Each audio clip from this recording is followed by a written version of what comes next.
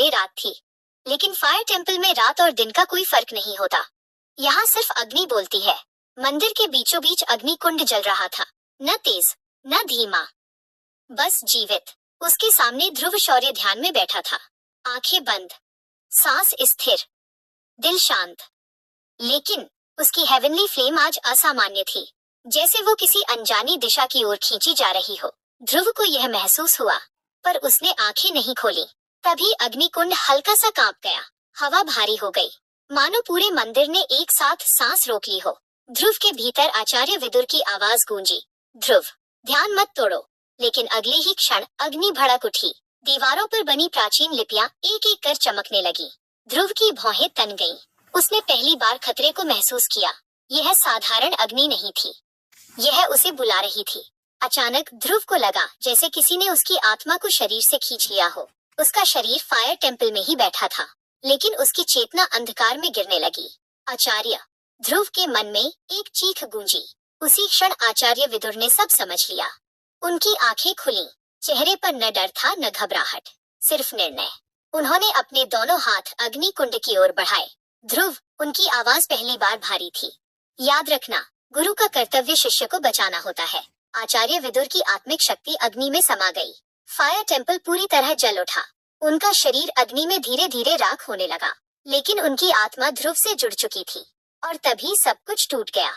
ध्रुव की आंखें झटके से खुली, लेकिन ये फायर टेम्पल नहीं था, न वह स्थान, न वह अग्नि। उसके चारों ओर एक अजीब सी दुनिया थी। आसमान काला था, लेकिन डरावना नहीं, जैसे यहाँ रोशनी ने कभी जन्म ही न लिया हो। जमीन ठंडी थी, हवा में कोई दिव्य स्पर्श नहीं था, सिर्फ भारी सन्नाटा। ध्रुव खड़ा हुआ, उसका दिल तेज धड़क रहा था। हेवनली फ्लेम, उसने हथेली खोली, अग्नि प्रकट हुई, लेकिन कमजोर, अधूरी। तभी उसके भीतर एक जानी पहचानी आवाज गूंजी, शांत रहो ध्रुव। ध्रुव का गला सूख गया। आचार्य! उसके सामने कोई शरीर नहीं था, लेकिन एक स्पष्ट उपस्थिति थी। आचार्य विदुर, आत्मिक रूप में। उनकी आभा हल्की थी, कमजोर। ध्रुव की आंखें भर आईं। आपका शरीर? एक क्षण का मौन, फिर आचार्य विदुर बोले, वो अग्नि में रह गया। ध्रुव की मुट्ठी कस गई। ये कौन सा लोक है? उसने भारी आवाज में पूछा। आचार्य विदुर ने चारों ओर देखा। ये अंधेर लोक है, डार्क वर्ल्ड। यहाँ न दिव्य रोशनी है, न देवताओं की कृपा। यहाँ केवल वही जीवित रहता है जो अपनी शक्ति खुद बनाता है। ध्रुव ने गहरी सांस ली। उसके भीतर कुछ बदल चुका था। उसने पहली बार समझा, यह यात्रा साधारण नहीं है। दूर कहीं जमीन हल्के से कांपी, जैसे कोई बहुत पुरानी बुराई नींद से जाग रही हो। आचार्य विदुर की आवाज धीमी थी, ध्रुव, तुम यहाँ संयोग से नहीं आए हो। ध्रुव ने आसमान की ओर देखा। काले बादल और गहरे हो रहे थे। उसकी हेवनली फ्लेम हल्की सी स्थिर हुई। यात्रा शुरू हो चुकी थी। ध्रुव उस दिशा में चल पड़ा जहाँ से दहाड़ आई थी। जैसे जैसे वो आगे बढ़ा, जंगल का शोर कम होता गया। छोटे बीस्ट गायब हो गए, पक्षी उड़ गए, सिर्फ सन्नाटा और वो भारी उपस्थिति। ध्रुव एक खुले मैदान में पहुंचा, और वहां वो खड़ा था, एक विशाल शैडो वुल्फ। उसका आकार साधारण भेड़ियों से 3 गुना बड़ा था। उसकी खाल अंधेरे से बनी लगती थी, जिस पर नीली नसें चमक रही थीं। उसके पंजों ने जमीन को खोद रखा था। ध्रुव रुका। उसने अपनी तलवार की मूठ कसी। आचार्य विदुर की आवाज सतर्क थी, ध्रुव, सावधान। ये साधारण बीस्ट नहीं है, ये एलीट बीस्ट है। इसकी खाल लोहे से भी सख्त है। ध्रुव ने उसकी आंखों में देखा, क्रूरता, भूख। शैडो वुल्फ ने ध्रुव को देख लिया। उसने धीमे से अपना सिर झुकाया, घुर्राहट, और फिर झपट्टा। वो हवा से भी तेज था। ध्रुव ने तुरंत बाईं ओर छलांग लगाई। पंजे उसकी कनपटी के पास से गुजर गए। हवा का दबाव इतना तेज था कि ध्रुव का गाल छिल गया। खून की एक बूंद गिरी। ध्रुव जमीन पर रोल हुआ और तुरंत खड़ा हो गया। तेज है, उसने मन में कहा। वुल्फ मुड़ा। उसने दोबारा हमला किया। इस बार ध्रुव ने बचने की जगह वार किया। तलवार वुल्फ की पीठ पर लगी। टन, धातु के टकराने की आवाज। ध्रुव के हाथ झंझना गए। वुल्फ की खाल पर एक खरोंच भी नहीं आई। उल्टा वुल्फ ने पलटकर पंजों से वार किया। ध्रुव ने तलवार सामने की। धक्का। ध्रुव 10 कदम पीछे घिसटता चला गया। उसकी सांस फूलने लगी। कहा था ना, आचार्य विदुर बोले, साधारण हमले बेकार हैं। तुम्हें हेवनली फ्लेम का इस्तेमाल करना होगा, लेकिन पूरी तरह नहीं, सिर्फ धार पर। ध्रुव ने खुद को संभाला। शैडो वुल्फ तैयार हो रहा था, आखिरी हमले के लिए। ध्रुव ने आंखें मूंदी। उसने अपने भीतर की उस दबी हुई अग्नि को महसूस किया। उसे बाहर नहीं निकालना था, उसे तलवार में बहाना था। तलवार की धार हल्की सी लाल हो गई, बहुत हल्की लेकिन गर्म। शैडो वुल्फ दहाड़ा, उसने छलांग लगाई, मौत बनकर। ध्रुव पीछे नहीं हटा, उसने आगे कदम बढ़ाया। एक ही क्षण, एक ही वार, ध्रुव वुल्फ के नीचे से फिसला और तलवार को ऊपर की ओर चला दिया। चीरने की आवाज, मांस जलने की गंध। वुल्फ ध्रुव के पीछे जा गिरा। ध्रुव घुटने के बल बैठा था, तलवार से धुआं निकल रहा था। पीछे शैडो वुल्फ तड़पा, एक बार, दो बार, फिर शांत हो गया। ध्रुव खड़ा हुआ, उसने पलटकर देखा। बीस्ट का शरीर राख बनने लगा था और उस राख के बीच कुछ चमक रहा था। ध्रुव पास गया। यह पत्थर नहीं था, यह एक कोर था, नीला, ठंडा और शक्ति से भरा हुआ। Elite core. आचार्य विदुर की आवाज में हल्का सा गर्व था। पहला बड़ा शिकार। ध्रुव ने कोर उठाया, उसकी हथेली में सिहरन दौड़ गई।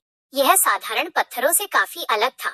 उसने उसे सावधानी से रखा, तभी जंगल की हवा बदल गई, जैसे इस लड़ाई ने किसी और को भी बुला लिया हो। ध्रुव ने तलवार साफ की। आराम का समय नहीं है, उसने कहा, और अंधेरे में गायब हो गया। ध्रुव शौर्य धीरे धीरे आगे बढ़ रहा था, हर कदम नपातुला। उसकी आंखें चारों दिशाओं में घूम रही थीं, लेकिन चेहरे पर एक हल्की सी बेपरवाही, जैसे ये जंगल उसके लिए नया नहीं हो। तभी एक चीख, नहीं, डर से भरी नहीं, बल्कि दबाए गए क्रोध की। ध्रुव रुका, उसने गर्दन हल्की सी मोड़ी। हूँ, उसके होठों पर मुस्कान आई। लगता है कोई मुसीबत मुझे ढूंढ रही है। दूसरी ओर एक छोटी सी खुली जगह, वहाँ 3 युवक, कंधों पर भेड़िए की खाल, आंखों में घमंड। भेड़िया दल, उनके सामने एक लड़की, नाम अनया, साधारण कपड़े, लेकिन रीढ़ सीधी। उसके शरीर से हल्की सी ऊर्जा निकल रही थी। 6 सितारे, अभी योद्धा भी नहीं, लेकिन उसकी मुट्ठी में ऊर्जा सिमट रही थी। भेड़िया दल का एक युवक हंसा, इतनी शक्ति लेकर क्या कर लेगी? अनया ने दांत भींचे और ऑक्टेन ब्लास्ट। धम, हवा फटी, ऊर्जा की सीधी लहर सामने वाले को पीछे धकेल गई। पेड़ हिले, मिट्टी उड़ी, पर वो गिरा नहीं। बीच में से एक कदम आगे आया। काले कपड़े, भेड़िए के दांत की माला, छोटा भेड़िया, उसके शरीर से लाल आभा धीरे धीरे उठ रही थी। योद्धा 9 सितारे, पीक उसकी मुस्कान खतरनाक थी। बस इतना। वो आगे बढ़ा। अनया की सांस असंतुलित हो गई। उसने फिर मुट्ठी कसी, लेकिन तभी एक आवाज, शांत, हल्की, अगर दोबारा मारा तो हाथ टूट सकता है। सब चौंके। छोटा भेड़िया मुड़ा और ध्रुव शौर्य पेड़ के तने से टेक लगाए खड़ा था, चेहरे पर आलस, आंखों में दिलचस्पी। उसने अनया की ओर देखा। ऑक्टेन ब्लास्ट साफ था, थोड़ी प्रैक्टिस और हल्की मुस्कान तो जान भी ले सकता था। अनया हक्का बक्का, तुम कौन हो? ध्रुव ने कंधे उचका दिए। रास्ता भटका हुआ इंसान। छोटा भेड़िया हंसा, एक और मरने आया है। ध्रुव ने आंखें उठाई, मुस्कान गायब। हवा भारी हो गई, उसके शरीर से हल्की लाल आभा उभरी। योद्धा, शुरुआती सितारे, लेकिन उस लाल रंग में एक अजीब गहराई थी। ध्रुव ने आगे कदम रखा, धीमे स्वर में बोला, मैं फ्लर्ट कर सकता हूँ, लेकिन अभी मूड नहीं है। अगला पल ऑक्टेन ब्लास्ट, धम, सीधी, सटीक, नियंत्रित। छोटा भेड़िया पीछे उछला, जमीन फटी, सब सन। ध्रुव की आंखें ठंडी थीं। लेवल, सब कुछ नहीं होता। जंगल चुप हो गया और अनिया पहली बार किसी को डर नहीं, बल्कि भरोसे से देख रही थी। अगला एपिसोड देखने के लिए सब्सक्राइब केयर।